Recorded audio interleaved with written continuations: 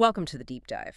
Today, we're going straight into a really charged topic, one that's generated a ton of political heat and, frankly, a lot of confusion. Antifa in the United States. Yeah, it's a movement we see in the headlines, often in protests, Yeah. but the actual facts, they tend to get buried under all the rhetoric. Exactly. So that's our job today.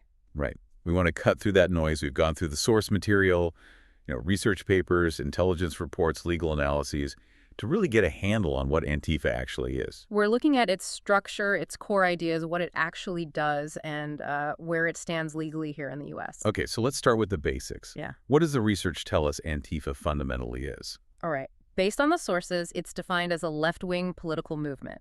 Its core tenets are being anti-fascist and anti-racist. And structurally, this is key. It's described as highly decentralized. Think a collection of autonomous groups, not one single entity. So definitely not like a company with a CEO or, a political party with a clear leader. Precisely. It's more fluid.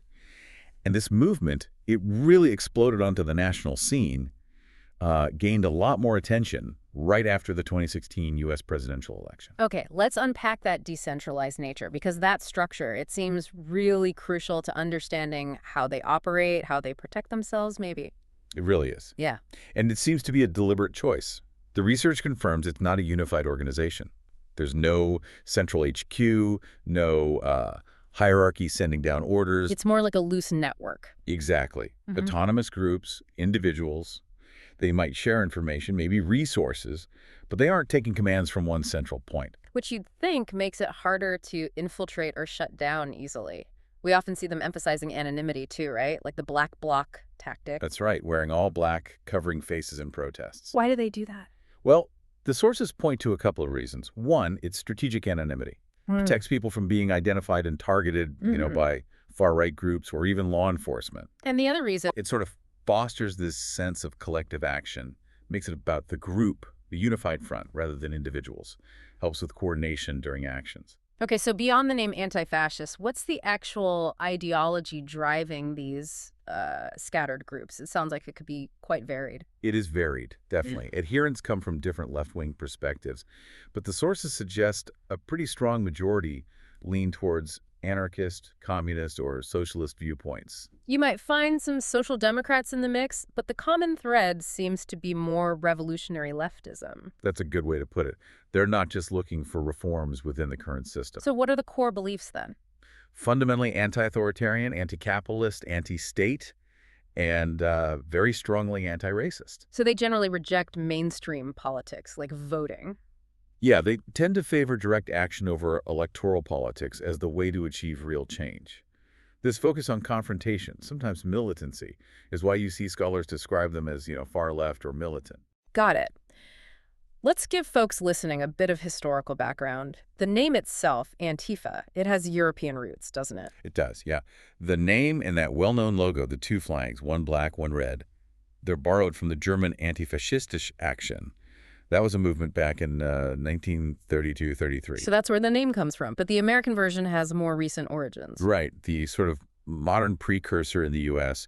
was a group called Anti-Racist Action, or ARA. It started back in the late 1980s. And they had a specific philosophy, didn't they? They did. Their motto was basically, we go where they go. Meaning they directly confront far-right groups wherever they showed up. Exactly. Direct counter-protest, direct confrontation. Yeah. And interestingly, the first group in the U.S. to actually use the Antifa name and structure officially was Rose City Antifa. Where was that? Portland, Oregon. They formed in 2007, apparently, by some former ARA members. So that's kind of the start of the modern iteration in the U.S. Okay, let's switch gears to what they actually do. Media often focuses on clashes, right? But you're saying the research suggests that's not the whole picture. Not at all. Actually, the sources indicate that the vast majority of Antifa activity is nonviolent, more along the lines of traditional community organizing. Okay, so what does that look like in practice? Beyond just handing out flyers, I mean. Well, there's ongoing community organizing, but also a lot of mutual aid work. Like after Hurricane Harvey, Antifa groups were involved in disaster response on the ground. Which makes sense for an anti-state movement, right? Building local support, showing they can provide things the state doesn't. Exactly. Building local power, legitimacy. Then there's the digital side of things, which is also mostly nonviolent. You mean doxing. They've gotten a reputation for that, sort of like private investigators tracking the far right online. That's a fair description. Yeah. They do spend time tracking neo-Nazi and white supremacist organizing online. They identify individuals, and yeah, they use doxing to try and create consequences. Like getting people fired or maybe evicted? Right? Pressuring employers, landlords. The goal there is to make it harder socially and economically for these far-right ideologies to organize and spread. Okay, but then we get to the part that grabs all the headlines, the direct action, the physical force. What's their justification for escalating things? Their rationale, ideologically, is framed as self-defense and preemption. Meaning, They believe, based on history, that you need to use physical confrontation to stop fascist movements before they become powerful enough to cause mass violence. And they explicitly don't trust the police or the state to do it. why not?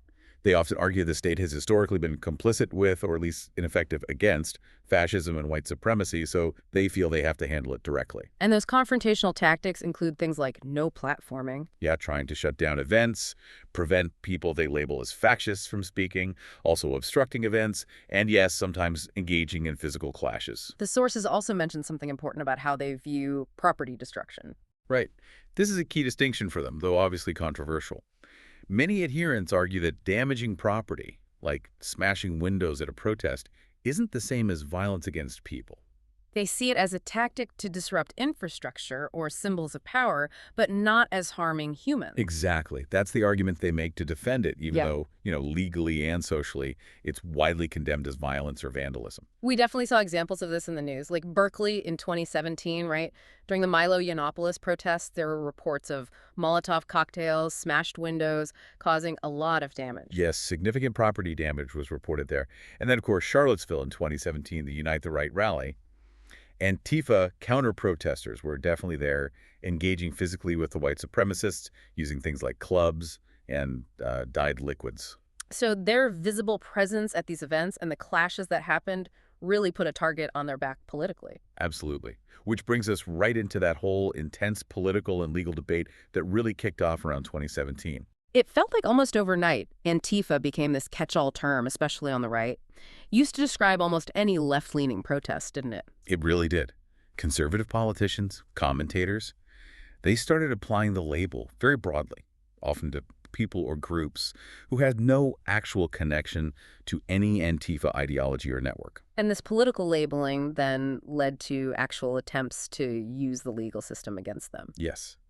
Throughout the first Trump administration, you have prominent Republican senators, Ted Cruz, Bill Cassidy, Tom Cotton, pushing hard to get Antifa designated as a domestic terrorist organization. And President Trump himself even signed an executive order trying to do just that, right? Yeah. Late in his term. But what does that actually mean legally? Could he do that? Well, legally speaking, it was mostly symbolic.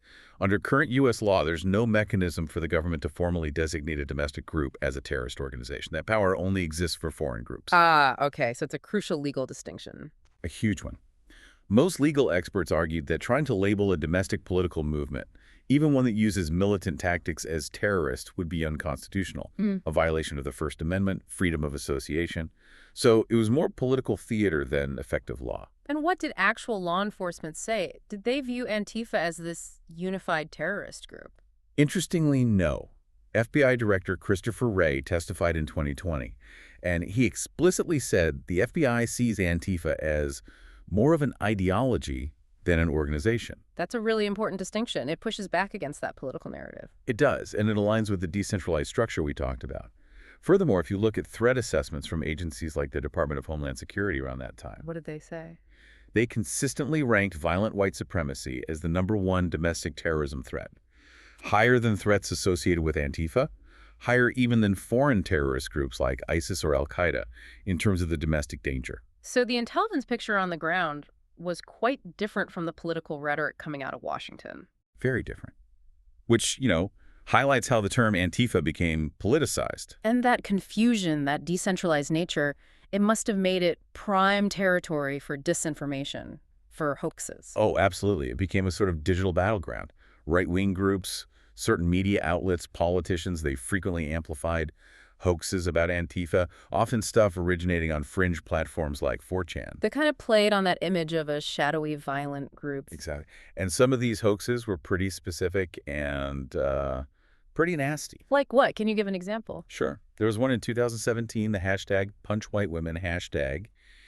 It used a manipulated photo, actually from an old domestic violence awareness campaign, to falsely claim Antifa was promoting violence against white women. Wow, that's incredibly manipulative. Definitely. And then there was that fake Antifa manual that went viral online, full of bogus instructions. Snopes debunked it pretty quickly, pointing out the language didn't even match how anti-fascists actually talk or organize. And it wasn't just online stuff, right?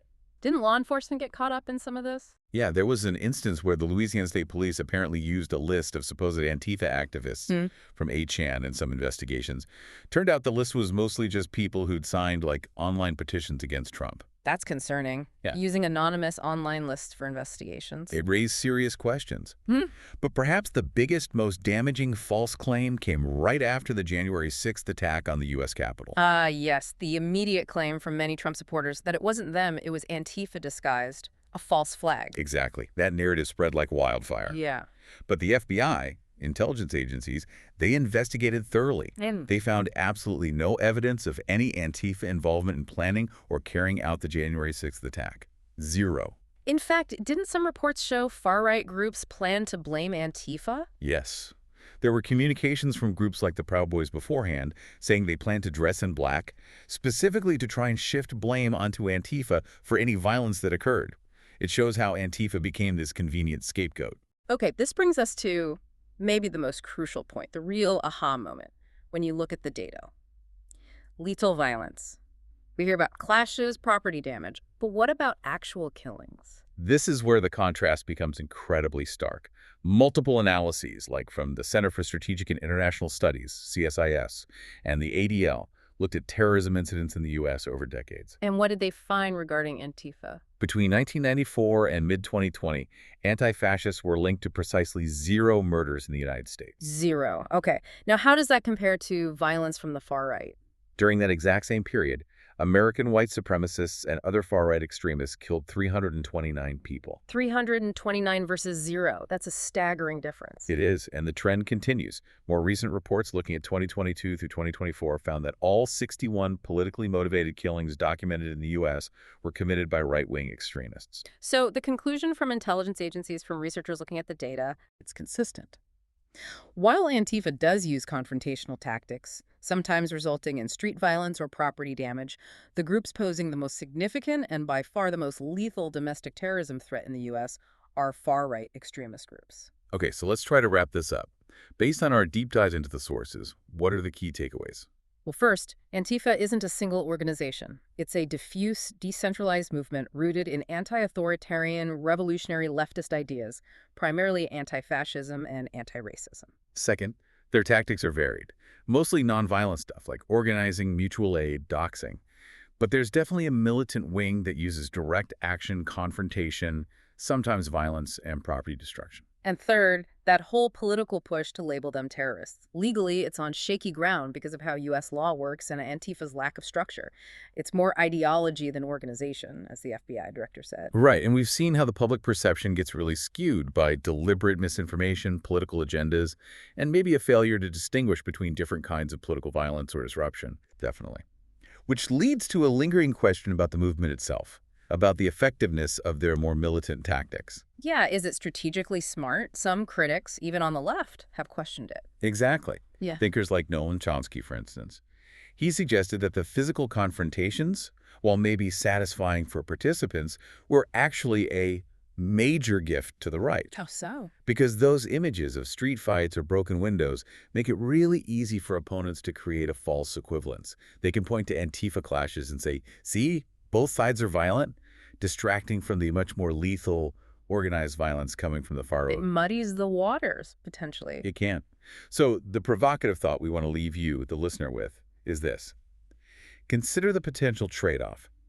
Does the risk that Antifa's militant actions might actually help the right by providing justification for crackdowns, by creating this convenient scapegoat? Does that risk outweigh their stated goal of stopping fascism before it starts? It's a complex calculation, isn't it? Ethics, political strategy, real-world impact, something definitely worth exploring further. Absolutely. And that is all the time we have for this deep dive. We hope this has given you a clearer, more evidence-based picture of what Antifa is and isn't in the U.S. today.